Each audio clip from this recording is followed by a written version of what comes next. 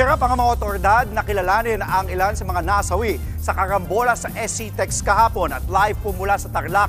Nasa frontline ng balitang yan. Si Nina Ongpauco. Nina, ilan pa ang hindi pa rin nakikilala hanggang ngayon? Andre, 4 sa 10 nasawi sa karambola ng mga sasakyan sa northbound o SCTEX ang hindi pa rin nakikilala ngayon habang pumalo naman sa 37 ang sugatan mula sa insidente. Ayon sa Tarlac Provincial Hospital, 3 sa sugatan ang naka-admit sa ospital.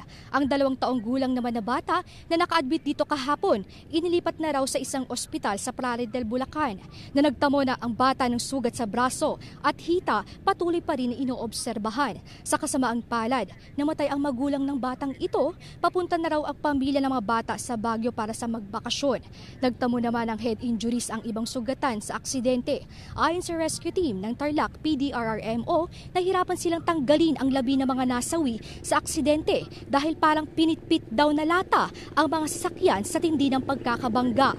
8 pasahero ang isang van ang namatay kabila ang 2 bata.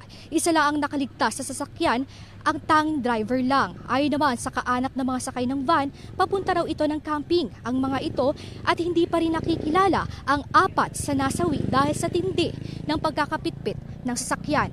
Andre, sa ngayon hawak na ng Tarlac Police ang driver ng sasakyan at patuloy pa rin ang investigasyon na posibleng maharap sa patong-patong na reklamo katulad ng reckless imprudence resulting in multiple homicide. Andre, nakikipag-ugnayan naman ang operator ng Solid North Bus sa nakabangga sa mga kaanak at nasawi sa nasaktan sa trahedya. Andre? Live mula sa Tarlac, maraming salamat Nina Ongpauco. Mga kapatid, Dimples Romana po, kumpletuhin ang inyong umaga ng mga kwentong puno ng inspirasyon. Salubungin po ang bawat araw ng may ngiti at pag-asa. Kaya't mag-subscribe na po at mag-follow na sa aming social media pages ng News 5.